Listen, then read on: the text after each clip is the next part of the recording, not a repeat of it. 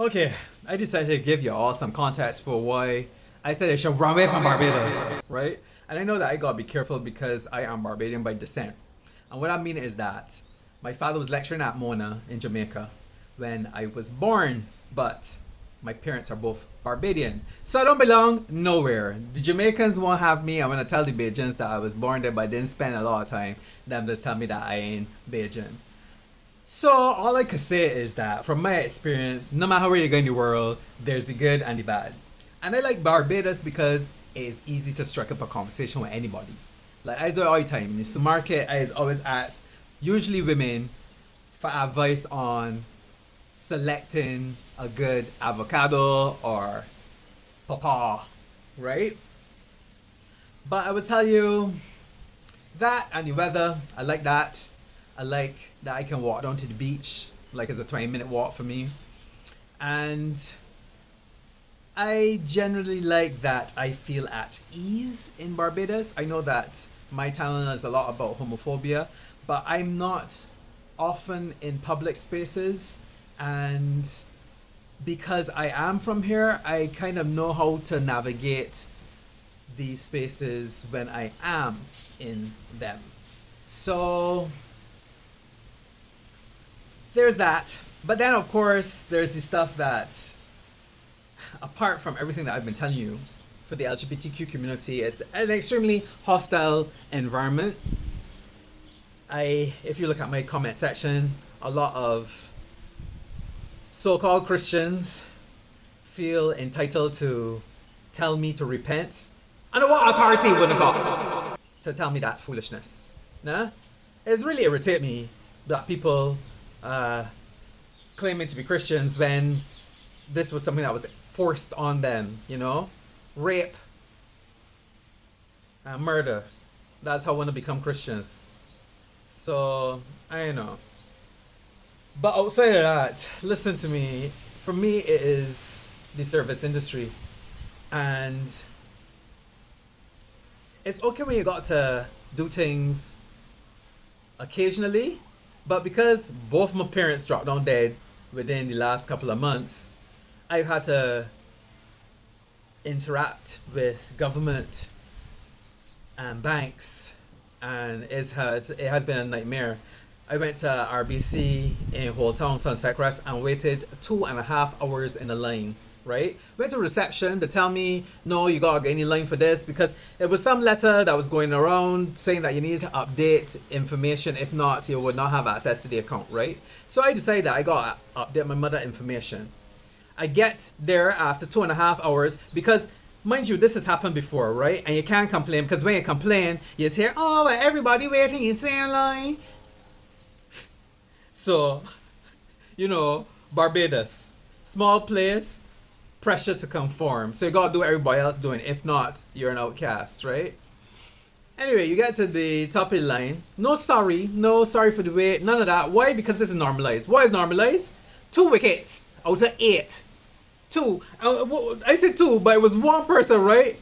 And then when later on somebody else showed up and replaced somebody. Sorry, the 2 people were one person at the wicket and like the manager as well was working. Out of 8 people. Explain this to me. So no sorry for the wait, nothing like that. Only to find out that I cannot update her information unless I have her death certificate, right? So I don't know that I ain't going back to that place and I ain't updating nothing. That's how I work in nowadays. Whatever I could get away with, I get away with. Because I would like to see them not give me access to this account. Anyhow, service in Barbados. That is the standard right there, right? Because nobody don't complain. We like sheep that just take whatever. So I will, whenever I have to deal with third parties, right? Because I'm managing this Airbnb. So you got the plumber, and I asked give him my options for when he could come, when we could meet up for an issue that we have, right? I said, well, I could meet you at 9 in the morning, or then I'd be free at 1. The response, okay. I'd be like, what we literacy rate supposed to be again? Okay, what? You're coming at 9 or you're coming at 1? Lord have His mercy. I had like 3 aneurysms. Whenever I gotta deal with people, because it don't be easy, and it's standard. I had a gardener that was saying, I come in, check for me Monday, I come in Monday, Wednesday, right? After I hear nothing from you, man, Wednesday, I can get a message, you still want the thing do? And I just be like, it don't be nah, sorry, I can't make it. Preferably before you can't make it, you just call and say, sorry, I said that I was coming at this time, but I can't make it anymore. You just ignore it. And I just be wondering what kind of people we dealing with. Is it cowardice? A fear of confrontation? No, confrontation. Life just happened, you can't make it, let me know that you can't make it. But this is standard for people, standard. And I always tell this story about Japan, right? I had a train at like 1 or 2, and I was there at 1, and a train show up at like 1, and I was like, this must be my train, right? But I said, you know what, let me let this train pass. At 102, the train that come in at 102 show up. So that is what I got accustomed to. People doing what they say they will do when they say they will do it. Welcome to Barbados. So it's an extremely frustrating situation when you respect people's time, like I do, right? So I can be on time. Now, of course, I don't wait more than 15 minutes, but people will just not show up. A complete disregard for your time, right? And I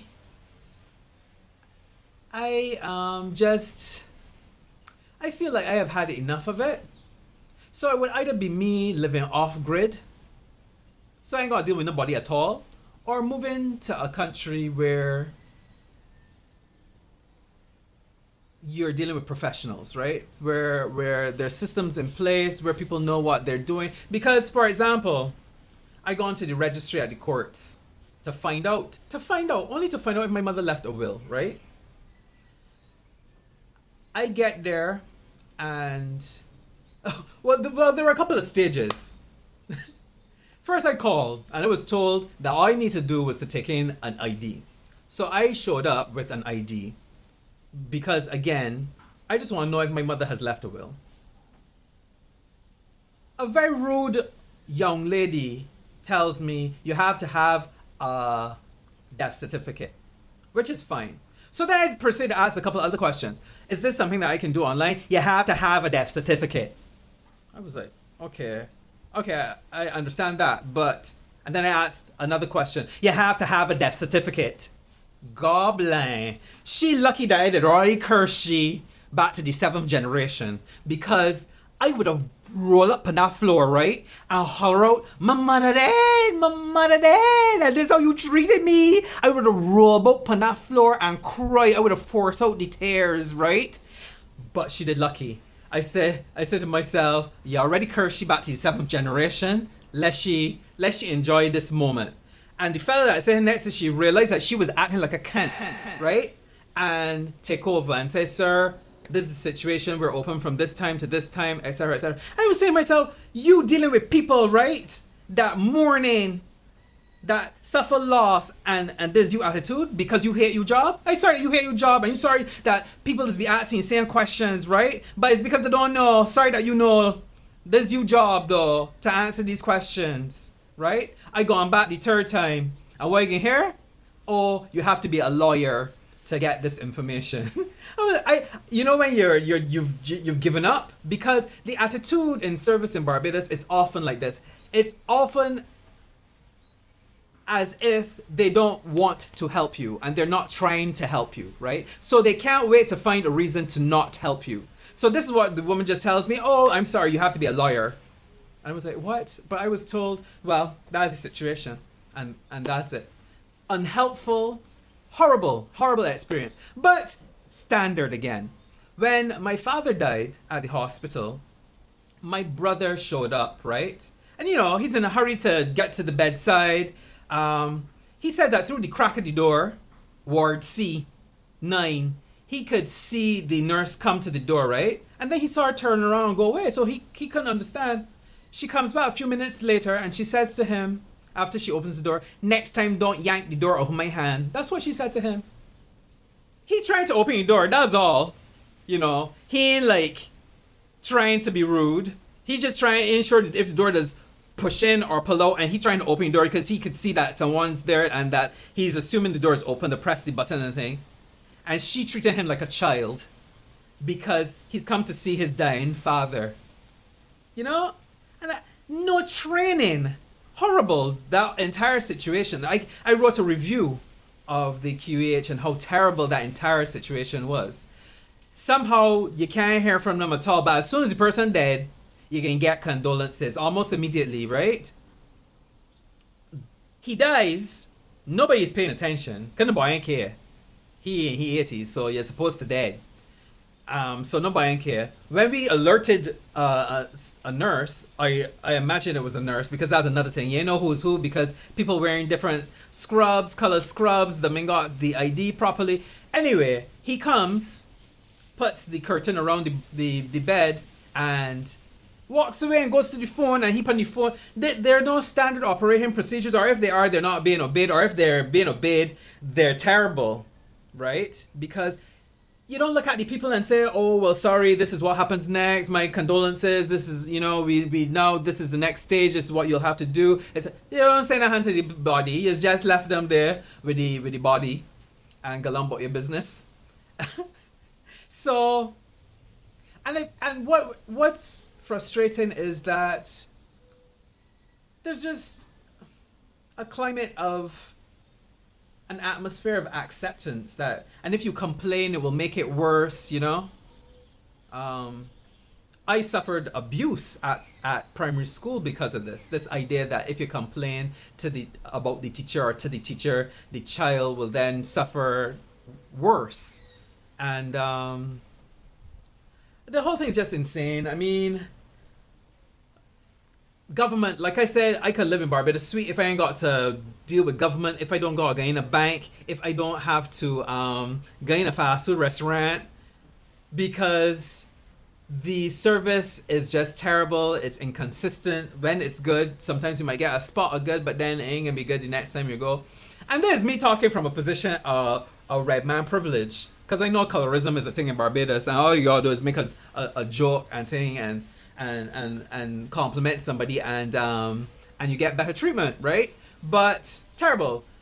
I had 4 Barbados passports or more, and I'm going to renew another one, and suddenly they need my proof of Barbadian citizenship.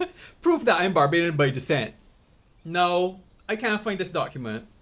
But I have had 4 Barbados passports. How will I get these passports if I ain't Bajan? Like, make it make sense. A scam! Scam. Right? Because I got a no pay.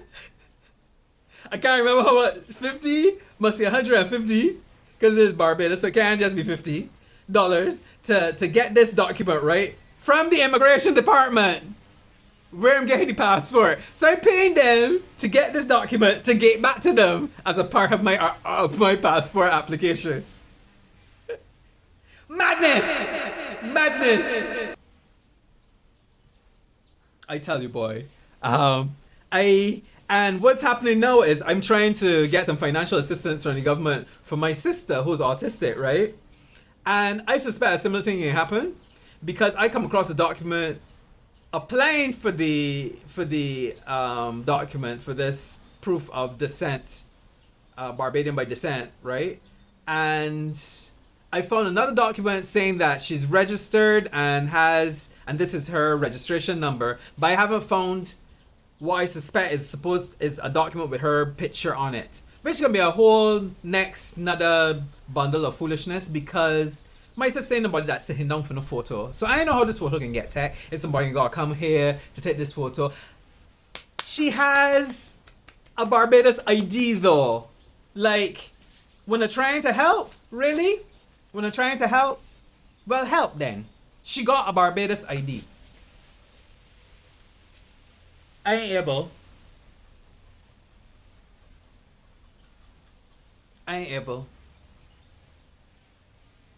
So, I guess I just wanted to let y'all know that, you know, ain't only being gay in Barbados, where you gotta deal with the hostility and you gotta be making all kinds of calculations because you ain't know if somebody gonna hit you in your head with a big rock, right? Is also just getting things done. If you gotta deal with third parties at all, you're in trouble. You're in trouble. And it's extremely frustrating. But I think, where are you going? Because if you go to Latin America, you must gotta deal with the same thing. You gotta deal with a similar sort of thing in a lot of countries. But you must gotta go to Switzerland. You must gotta go to some European country, right? You must gotta go to Japan. Because them highly efficient. Highly efficient. Hospital in Japan, I went once to... Where I went to that hospital for now? I think I had like I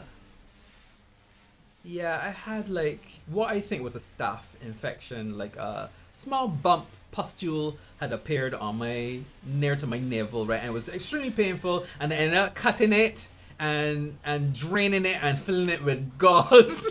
I was like, we in the 16th century?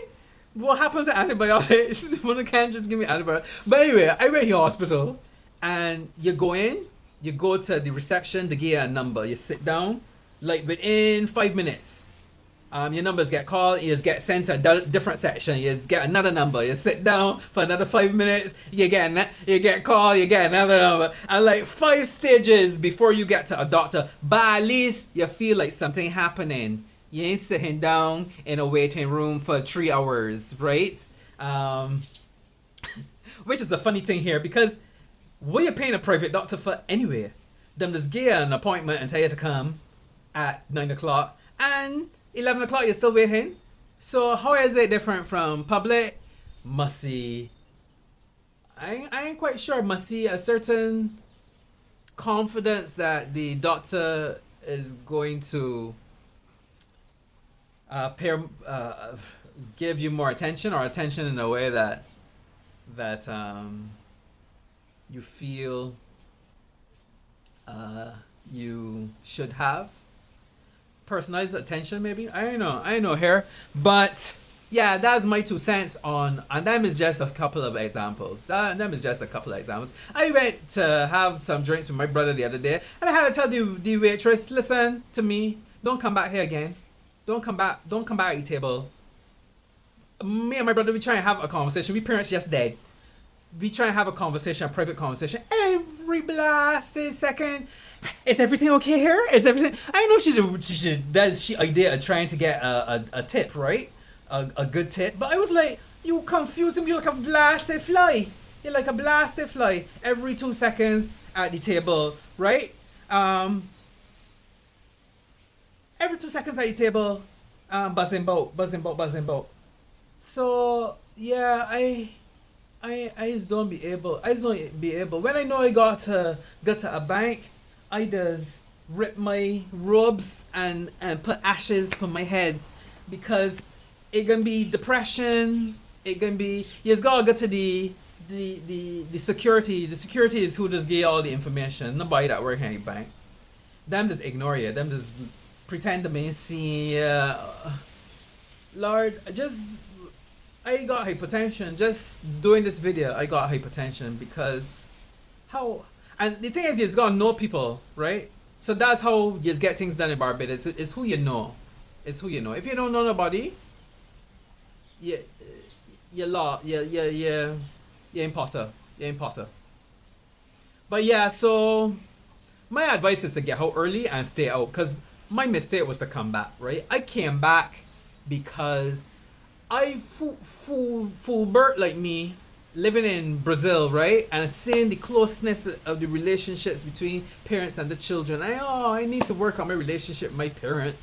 And I come back, and within 2 seconds, because my father had like renal failure at some point, and I came back, and within 2 seconds, I realized my mistake, because he said to me immediately, "Oh, Sonny, pick up this thing for me, get that thing for me," which was what that relationship was. Would talk to you when he wants something to do, right? And like, I ain't even sure if you know my name. You used to call me fella and Sonny. And yeah, I got kind of trapped here by COVID. because I thought that I needed to be working on my relationship with my parents. Foolishness. I needed to be living my life, and which I was doing, but taking advantage of the opportunity to get out and don't come back. So yeah, this video was longer than I expected it to be, but I wanted y'all to know because I just came on in a bout of frustration. I was like, here, this is how he's left Barbados. But yeah, I right now laughing again. I laughing again because nothing happening with the LGBTQ community, neither people in charge. They realize that nobody ain't gonna do nothing because we sheep, right? We from that passive resistance thing. Whore? Master, I ain't seen the whore. What you talking about? The girl, hold that thing and break the whore in your train, got that, right? So people don't address things directly because, like, Peter Wickham went and get married, right? And he still got a job and was still putting the people radio them. And why? Because you just gotta do it. I understand that you in charge and you frightened that the majority, the foolberts, the bacunts, going vote you out because the popular vote matters and the people, the masses are ignorant in general. That's a general rule. They're foolish. So they have a lot of archaic ideas. And you have to just do what needs to be done. And that just sounded very dictatorial. And I know already that they'll be saying that Mia is a dictator. But yeah. Let me not go any further with that, just because sometimes it does feel like you can't really wait for foolish people to make good decisions or to evolve. You gotta do what's best for everybody. And what's best for everybody is inclusion and acceptance of differences, because especially when them don't affect nobody in any meaningful ways. So yeah, that's it. I done. I gotta go where I feel accepted, where I feel like the work that I put in means something. Cause I just be like, when I get upset when somebody gets shoot, right? But from young, I in a dance all listening to shot the Batty Boy and Chichi Man this, and yeah, you don't care about we, and but let somebody child get shoot, or somebody get shoot, some straight body get shoot, right? And then suddenly is hear about gun violence, right? I ain't able, when I don't appreciate the gays and the LGBT, the alphabet people, when I don't appreciate alphabet people, and when the good service is coming from them. That's the funny thing. This is the irony of it all. Anytime when I got good service, it's the bullers. Anytime when I got good service in the hotel industry, it's the bullers. In general. So yeah, anyway, I done. I tired. I done. I just remember one thing. So for months now, on mornings, I was going to the Mandela Freedom Park by the University of West Indies to practice capoeira. There's a covered area, so during the rainy season, I can practice and not get wet. One morning, guards show up. And the one in charge, angry. I do not know why he was so angry. Hostile. Told me that I couldn't use the area. Now, when you see this place, there are no boundaries. There's no fence. It's right next to the road. Anybody can walk onto this property. No one's ever there, by the way. Okay, so I've seen a vagrant there every once in a while. He was extremely rude, this guard, but one of his colleagues, again, similar to the registration place at the courts, right? One of his friends came to me and said, you have to write a letter asking permission to use the space, and you have to hand it into the registrar. Okay? Mind you, all the time I smile up in the face, I planning to go back there because they may see me in months, right? So I figure, you know what, I can just keep coming because nobody gonna be there at 7 in the morning anyway. But I said, you know what, let me just go through this process just to pretend that I'm playing along. Because I was kind of curious, actually, to see what would happen. I mean, nobody uses the place, but it's their space, although it named Freedom Park. So I figured it was free for everybody. You know, like, nobody uses it. The university students don't use it. Anyway, and what am I using it for? For myself, right? I'm not holding conferences and charging people. Anyway, I write a letter. Well, ChatGPT write the letter, in all fairness, because I wasn't gonna spend any energy on this. Then get it print $1, by the way, to print a page in Barbados. $1. Take it to the registrar's office. The receptionist takes it and she says, okay, we'll get back to you. Before I get home good, there's an email saying that they will not allow me to use the space because they're not allowing anybody to use it. And all that time I'm thinking to myself, I respond. I say, thank you for your quick response, you know. But inside I didn't really want to say, when I can't be serious, why did you make me write a letter? When I can just tell me that when in allowing people to use the space now? Like, why did I write a letter, spend $1 to print it, spend time to come and give it to one for you to then tell me that you ain't gave me permission? Like, can you have just told me you're not giving me permission? So this is the kind of can't that it's got to deal with, right? Like, the process, there's something people like about the formal process of things. When a simple sorry, we're not allowing it right now, could have sufficed, you know? Like, I was like, why did I go through all of this foolishness? I felt almost certain that, okay, they're gonna say yes, they just want something on file, right? But no. So, yeah. And then when people go into places and burn them down or spray graffiti all over them, right? You just wonder why. But you don't see all of this thing that happened to the people, right? All of these frustrating experiences that make them then feel like, well, if I was doing good and I can't use the space, no rat, so nobody can use the space. And this isn't a threat. This is just me imagining how people might think in these situations, you know? Huh. Yeah. But I found a nice place at the beach. I formed a circle of rocks. So I suspect that will keep people away because they will think that it's Obia. And so far so good. It's been like 3 weeks. Of course now I can't practice on the day that it rains, on the days that it rains. But I find some videos on YouTube to exercise to on those days. But yeah, so this is just another example of how things can be unnecessarily difficult. For something that's as simple as me using a space that's not being used, I'm not sure what their reason is. I mean, they could have a good one, and you know, I don't know. Like I was practicing there for months without it being an issue. It only became an issue when someone realized that I was using the space and maybe getting away with it in their mind. So they have to punish me by not letting me get away with it. I don't know, crazy.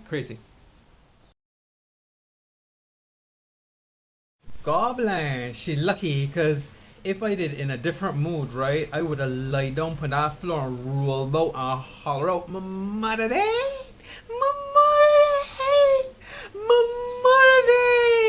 and this is how you treated me.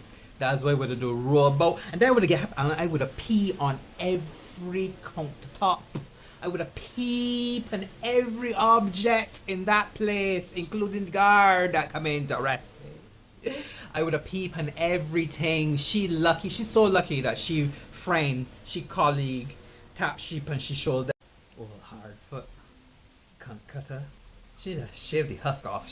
She heals. That's what she needs to do. She shave the heels.